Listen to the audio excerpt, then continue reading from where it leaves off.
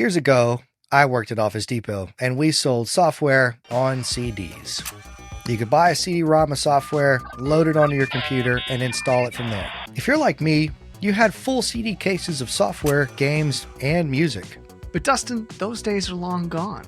Now, all of our applications are subscription-based. This new system, sometimes called software as a service, has transformed the way we use and buy software.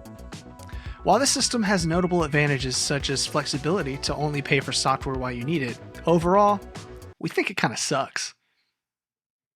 Welcome back to Deaton Street. I'm Dustin, and he's Zach. If you like this video, hit the like button, subscribe down below.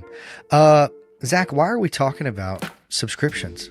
So the reason we're talking about subscription and this software as a service today is because I had to buy my wife had to buy a new computer from Best Buy last week. While I was there, I saw that this is kind of moving into hardware as well in tech.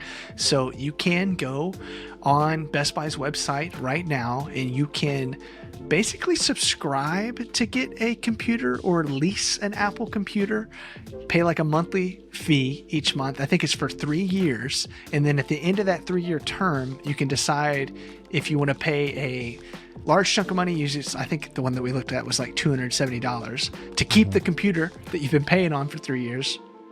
Or you can give it back to Best Buy and then start a new plan if these plans are still available. So I thought that was wild. And then it kind of reminded me again about the state of software applications and subscription-based services. It sounds a lot worse than getting a credit card, like a Best Buy credit card to pay something off. Because usually you can, like, once you do it for the first time, it's like, oh, you can get 0% interest or whatever for a year, right? And you pay it off in the year. And then you got it. You got a credit card, you can cancel the credit card after the fact or whatever. 3 years seems like a long span of time for that. It is, and it's really going, it's not one-to-one for the subscription model that we're going to talk about today. It's almost like leasing a car, except the car is a MacBook Air, which is a little weird. But it just made me think. I was like, man, I wish that more things were one-time purchases, like all my favorite software. Yes. So, Dustin, why do tech companies claim that software as a service is good? There's a few things, and they claim it's mutually beneficial. Okay, so it's beneficial for the company and the consumer, right? So companies get reoccurring revenue. It's more reliable, more predictable of revenue for them, right? It reduces the beginning price for consumers. So let's say you're going to buy a software that's like $600. Well, you don't have $600, but you can pay a monthly thing and potentially cancel it whenever you don't need it, right? It's cheaper. There's more flexibility for consumers. And then consumers do not have to pay for updates usually. So updates usually come with those that monthly subscription, right? Whereas like if you usually pay for a full software right off the bat, they might come out with a version 2.0 that you might have to pay an upgrade fee for or something along those lines. I've seen that in the past. Yeah. So, I mean, I guess that makes some sense. It is mutually beneficial in some ways. And I get the idea of a company wanting to know that they have revenue month over month rather than maybe releasing a brand new software, which is a one-time purchase in the fall, and then getting a bunch of purchases then. But as that software gets a little older, those purchases will probably slow down. So this is a much more sustainable business model for these large companies. But Zach, I thought the whole title of this video is subscriptions suck, right? Yeah, they do. I mean, first off, pay to play is terrible. I hate the idea that folks that are living paycheck to paycheck might have to decide whether or not they're going to pay for software that they're using the next month when, you know, software could be a little cheaper and a one-time purchase. Shouldn't we just budget better? All right. So sometimes I live paycheck to paycheck because, you know, like you said, shouldn't we budget better? But some folks like me might have things that just come up. Like you and I talk all the time about our cars breaking down and having to fix our cars, right? There's tons of times where, yeah, exactly. Sometimes, you know, you have something and you have to pay $1,000 to fix your car. And that means maybe I don't use Canva for a month. Yeah. And like you said, you don't use Canva, the application that you're paying a subscription price for, to possibly make money, to pay for that thing that happened, you know. Is that a pretty drastic example? Yeah, pretty sure. But there are other softwares that you do use. Yeah, I think too, one of the things with the pay to play being so gross is that more and more of everyone's monthly income is going towards some type of subscription or some type of reoccurring cost, whether that's your phone bill, whether that's internet, whether it's, you know, the movies or Netflix and stuff that you're watching, streaming, Amazon. There's so many subscriptions. And with applications, especially like tech applications that we use, it would be so nice not to have to worry about it. Yeah. It would be nice to just worry about the stuff that you can like actually pay a subscription for, your streaming services and that nature. But why can't I just go to Office Depot and pick up a software off the shelf and load it into my computer like I used to? Even if it is a key, even if I got to buy a CD drive, right? A disk drive, an external one, because your computers don't come with that anymore, to load a CD in there, you know? I also think one of the reasons that it's so terrible is that over the long run, you're going to be paying more for the software than you would up front. At least when you compare how much they cost in the past to how much you pay, you're going to be paying more. And it's more revenue for the big company. It's more revenue for them. It is more predictable for them. And it just means that you're getting the same thing usually for more money over the long course of time. Yeah. You're going to get bug fixes. That's about it. You might not get a new feature on this next update. And sometimes like the Notions of the world, Amazon's talking about this too, your subscription doesn't go far enough when they have updates, especially with like all this new AI craze. Some of the AI subscriptions they're using, or AI abilities, they're using it as a reason to charge you more for subscription. So it's not always built-in updates as some of these companies like to claim. Yeah, you can get the basic subscription, or you can get the premium subscription. No. Now, I know this next reason why it's terrible is very close to your heart, so I want to let you go all in on it. We've talked about it before, but it's very relevant here. Oh, we've talked about it in the past. We've even made a few videos about it. Adobe. Adobe's subscription-based model is probably one of the worst in the subscription, era of technology and software. They have made it extremely hard to cancel for most users. And it kind of deterred me from subscription modeled software to that nature, which is why I switched to DaVinci, because it's a one-time payment, right? It's why a lot of people are switching to programs like Affinity, because it's a one-time payment. Now, Affinity, you do pay later on for a version 3 or version 2, whichever one it is. Understandable, totally get it. But the great guys at, Blackmagic Design don't make you do it because they don't believe in it. Great. Awesome. Adobe was really bad about it. And it just kind of deterred people. I think some of these companies that also make you sign like contracts, like I won't throw the subscription company that I use for music for my other channel that I work on under the bus, because I think they have the greatest or the best collection of music.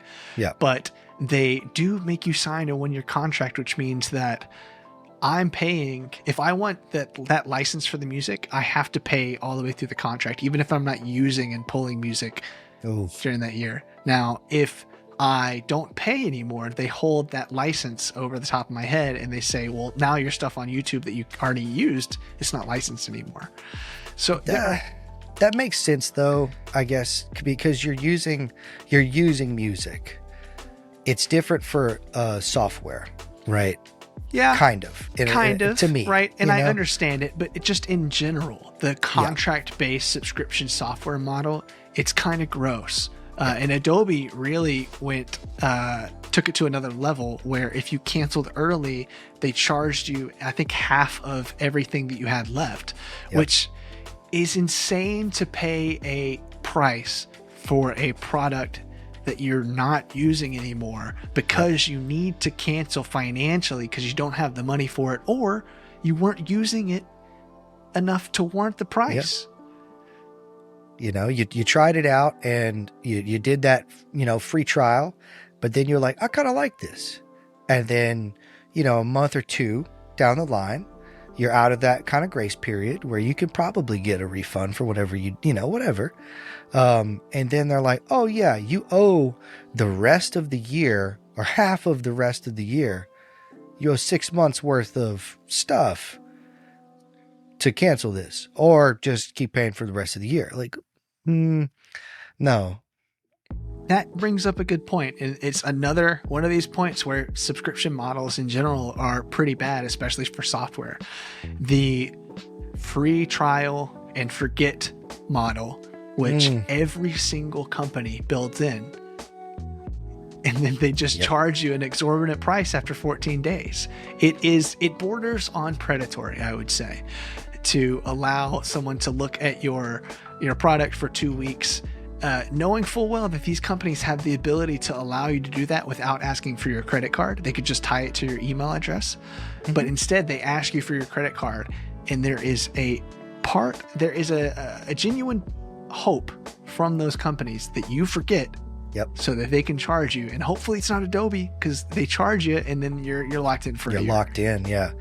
I made that mistake with one of the food subscription deals, right?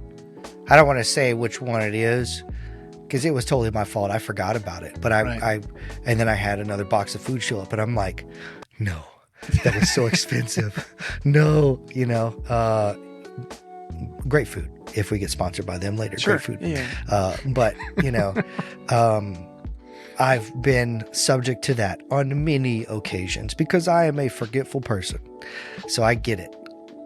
I do get where it could be predatory from the companies. That is a good point. Like, it is going to be funny looking back at this video in a year or two, and if we're like, get HelloFresh. Sign up for these subscriptions. Yeah. We do. We probably ended any chance of that. Yeah. So we've really gone crazy with how bad it is for software to be subscription only. Yeah. We should spend a little bit of time, and not too much time, but just a little bit of time talking about how it is helpful in some cases and how it can be done well. So for me, a huge benefit would be it's cheaper up front, right? You don't have to pay that fat premium of a software, you know, however much it is, $600, right? I'm not going to have $600 at one time unless I save up for an entire year. Instead, I'll just pay like the $30 it is, or whatever the subscription is, and get that. Now, it does kind of, you know, backtrack or catch up with itself once you get to that original price of the software. But in most cases, it's great because you can cancel at any time. So you're not necessarily paying the full price of the software. You've used it for the amount of time that you needed to use it for. And I have no use for this. And hopefully it's not a company like Adobe and traps you, right? You can cancel and then not worry about paying a cancellation fee, or it might be a smaller cancellation fee to some degree, but you can use it for the time that you wanted and then go on about your day. Yeah. And look, that is a huge plus. I am I'm a music creator some months out of the year, to be honest with you. And some months out of the year, I get too busy and I'm not a music creator. Yeah. So I usually do multiple times a year have a Pro Tools subscription that I use for $10 a month. And then the months that I'm not using it, I try to remember to cancel it, and then I save my money. It's very nice when companies allow that. That being said, though, my very first Pro Tools subscription or purchase was a one-time purchase that I actually got for free when I bought a piece of hardware, when an audio interface. So times have definitely changed, and that wasn't that far, long ago. That was when we lived together and you were working at Office Depot. Yeah. I mean, you can find that in certain products nowadays too. Any camera that you buy that's a Blackmagic camera comes with DaVinci. In most, I think it's any camera. Correct me in the comments if I'm wrong. I probably am. This also But is not an majority of advertisement for DaVinci Resolve Not or at all. Blackmagic. We don't get any money for them. In fact, we've given them quite a bit of money this year. So, Yes. So just take that, what you will. But if you go on their website, you will get DaVinci with any of their boards, any of their cameras. So it still is around that you can get the software, but also it's not a subscription-based software, so they can do that. Right.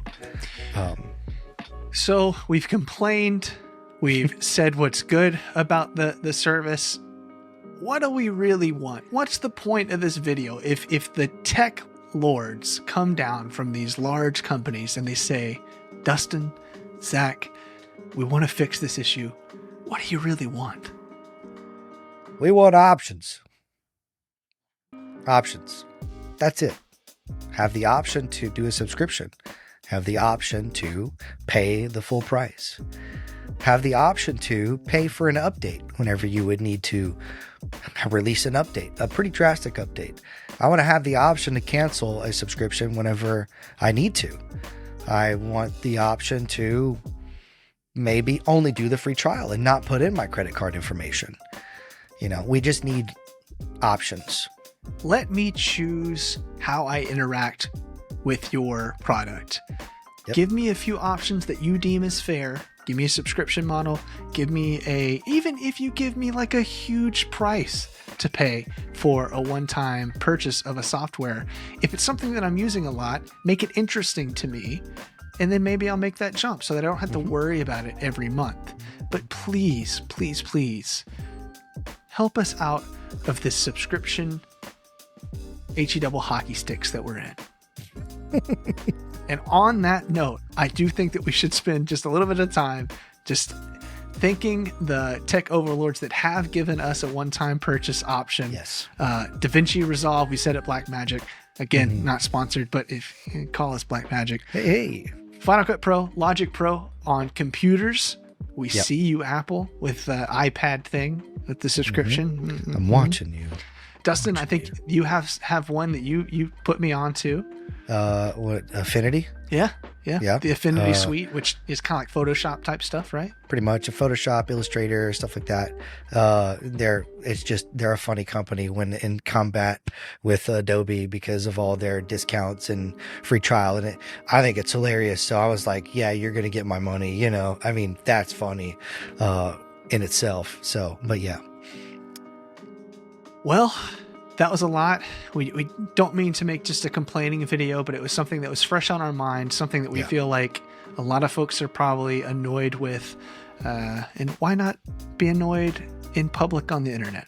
Let's be annoyed together. Exactly. Well, let us know what you thought about it. Comment below.